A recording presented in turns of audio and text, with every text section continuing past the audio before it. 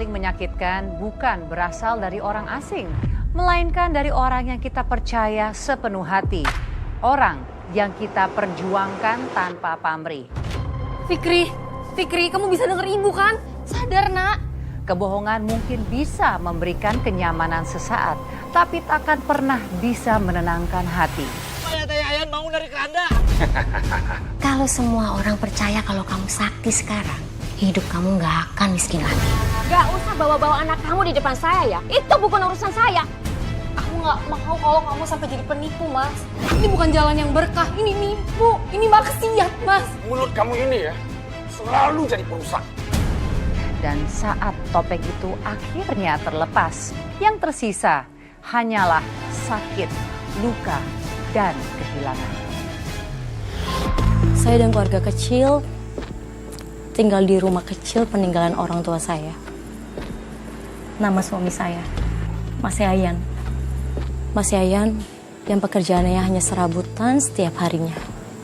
Dan untuk sehari-hari Mbak, untuk penghasilannya apakah cukup untuk menghidupi kalian? Dicukup-cukupin, Mbak. Walaupun pas-pasan.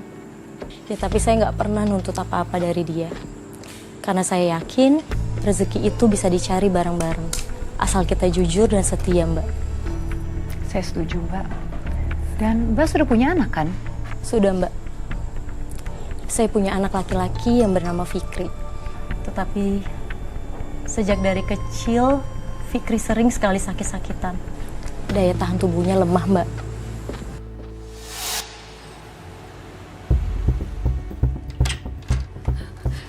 Ya Allah, Nak. Fikri, Nak, kamu masih bisa denger ibu kan? Sadar, Nak. Nak, bangun, sayang.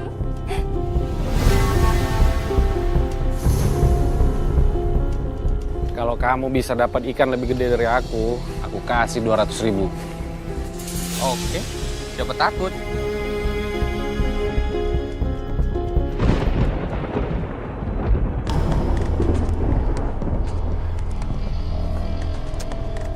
Yan, udahan yuk mancingnya. Noh, lihat noh cuaca, udah mendung. Tanggung. Ngapain sih kamu takut sama hujan? Bukannya takut. Kalau misalkan kesambar petir gimana? Ya Allah. Fikri sayang, kamu bertahan ya. Ibu bawa kamu ke dokter sekarang. Bawel ya. Ini kita belum dapat ikan nih. Yan, aku cuma nyuruh kamu istirahat. Kalau nggak mau ya udah, terserah.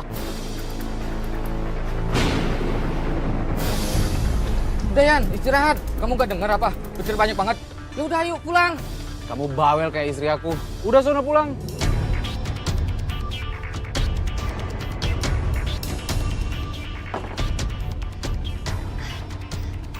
Sabar ya, Nak. Bertahan ya, Nak. Mas. Saya minta tolong, Mas.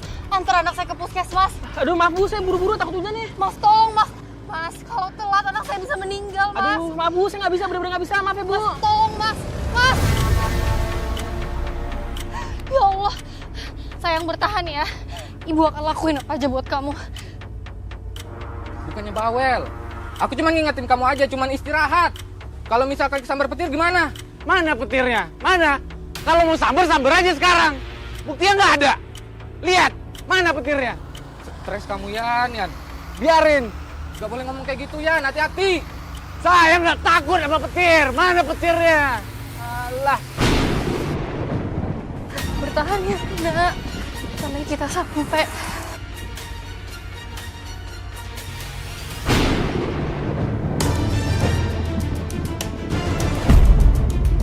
Astagfirullahaladzim. Yan!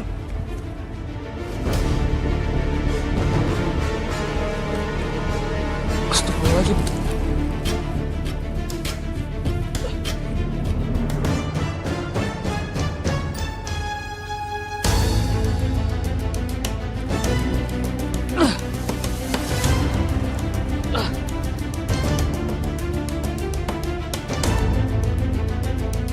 Bangun, Yan. Yan. Yan. Yan.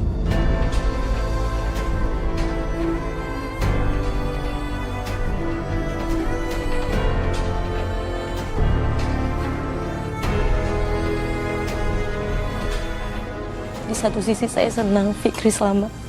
Tapi di sisi lain juga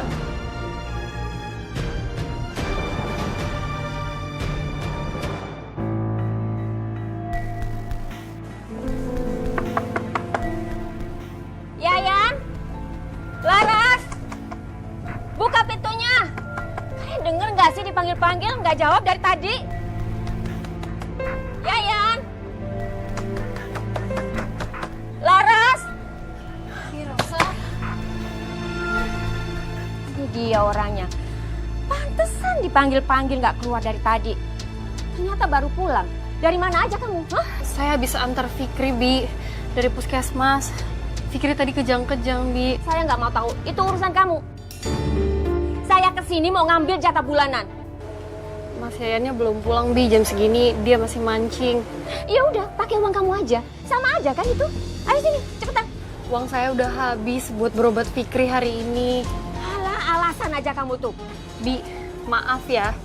Saya nggak pernah ngelarang Mas Yayan untuk membantu Bibi. Tapi kali ini Fikri, anaknya Mas Yayan, butuh uang untuk berobat, Bi. Gak usah bawa-bawa anak kamu di depan saya ya. Itu bukan urusan saya. Kalau Yayan gak saya urusin sampai sekarang, yang ngurusin Yayan dari orang itu saya. Gak bakalan hidup Yayan itu. Saya ngerti, Bi. Tapi kali ini saya minta pengertiannya Bibi. Sekali aja.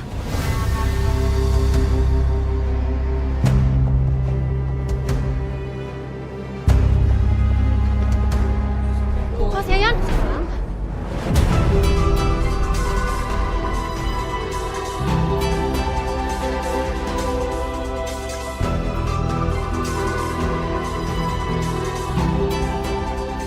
Mas Yayan. Mas, suami saya kenapa? Yayan kesambar petir, Ras.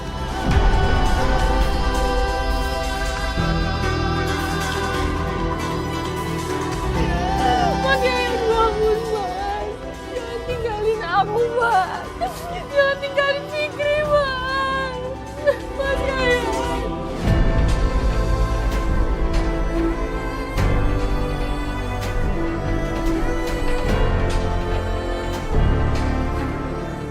Mas, tolong bawa masuk ke dalam rumah ya. Baik, Bu. Ya Allah. Mas Yayan.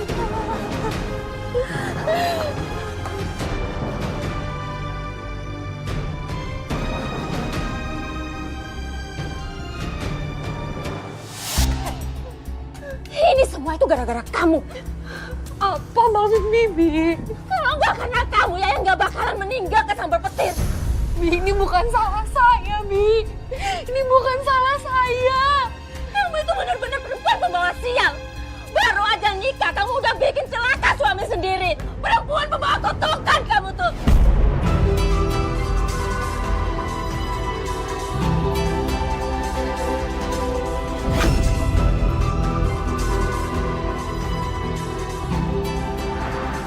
suami saya meninggal, Mbak.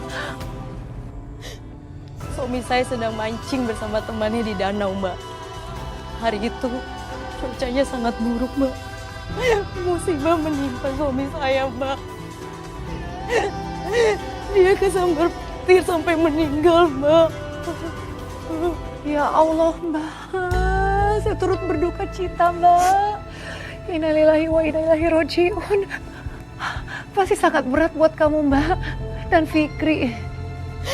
Tapi yang saya bingung sampai sekarang, Mbak. Pas jenazah Mas Yayan ingin dikuburkan, Mbak. Kenapa, Mbak? Apa yang terjadi ketika jenazah Mas Yayan mau dikubur? La ilaha illallah. La ilaha illallah.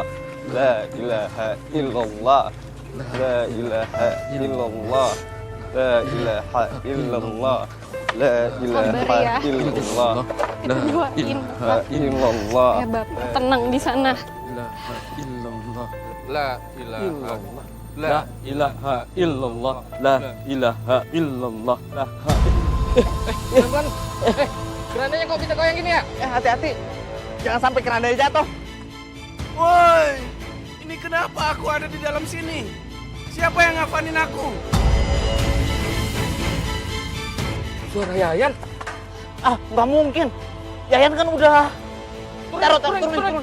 Pelan-pelan.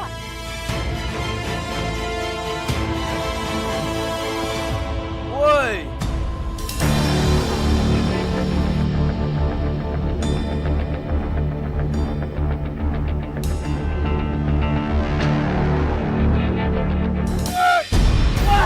Kalian gila ya? Ngapain kalian pukul aku kayak gini?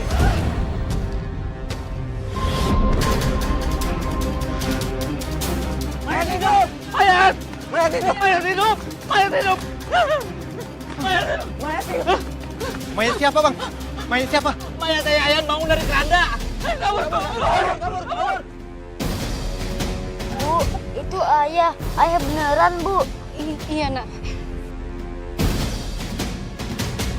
Mas Yayan, kamu masih hidup. Ras! Kamu pikir ini lucu, Ras? Hah? Aku ini masih hidup! Kamu lihat! Maaf, Mas. Kami pikir kamu udah meninggal. Ternyata kamu masih hidup. Ayo buka! Buruan! Ternyata Mas Yayan nggak meninggal, Mbak. Tapi hanya mati suri. Mati suri, Mbak. Suami kamu hidup kembali. Lalu apa yang terjadi, Mbak, setelah itu? Setelah suami kamu hidup kembali? Orang-orang di sana bingung, Mbak, dan panik. Dan saya sendiri pun shock, Mbak. Saya nggak tahu apa yang harus saya lakukan. Dan anak saya, Fikri pun juga ketakutan banget, Mbak.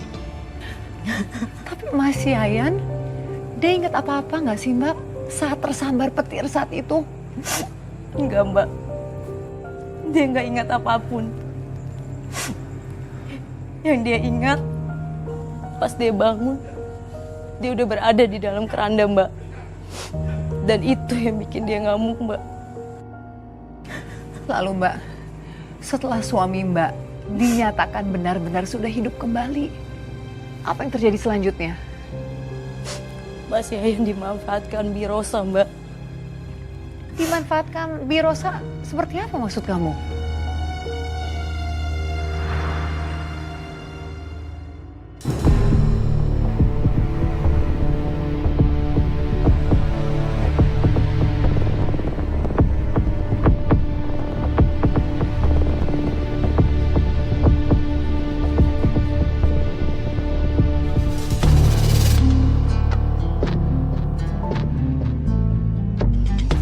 Yan, kamu itu sadar nggak ya? Kamu sudah mati, tapi bisa hidup lagi. Itu bukan hal yang biasa. Jadi kamu itu bukan orang biasa. Kamu punya kekuatan. Iya, Bi. Aku juga nggak ngerti, Bi. Aku tuh berasa kayak di mimpi, Bi. Bahkan sekarang aku takut banget kalau nafas aku tiba-tiba berhenti lagi, Bi. Jangan kamu sia-siakan hidup kedua kamu ini. Kalau semua orang percaya kalau kamu sakti sekarang, hidup kamu nggak akan miskin lagi. Kamu nggak perlu kerja di kebun lagi, nggak perlu kotor-kotoran lagi. Sekali kamu angkat tangan, semua orang akan percaya sama kamu.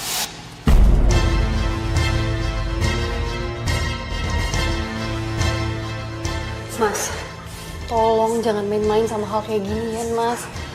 Kamu itu udah dikasih kesempatan untuk hidup kedua kalinya, Mas. Ini tuh rahmat dari Allah. Bukan alat untuk nipu orang. Jaga ya mulut kamu. Jangan ikut campur urusan orang tua. Suami kamu bisa hidup lagi, ini bukan karena doa kamu. Jangan bawa-bawa nama Tuhan kalau kamu nggak ngerti apa-apa. Bi, saya ini istrinya Mas Yayan. Saya berhak melindungi suami saya dari niat buruk siapapun termasuk Bibi. Cukup, Laras. Kamu jangan nyalain Bi Rosa kayak gitu ya. Dari kecil, Bi Rosa ngerawat aku ya. Kalau kata dia ini adalah hal yang benar, kita ikutin aja dulu. Kamu jangan sotoy kayak gitu. Mas, aku nggak bermaksud nyalain siapa-siapa di sini. Tapi aku nggak mau kalau kamu sampai jadi penipu, Mas.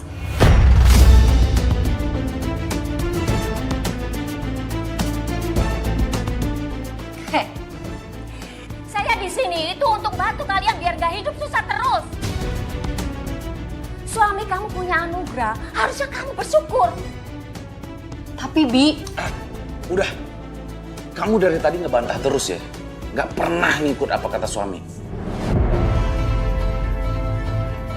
Ibu, Tuh, urus anak kamu tuh yang lagi sakit. Itu gara-gara kamu menjadi ibu yang nggak becus.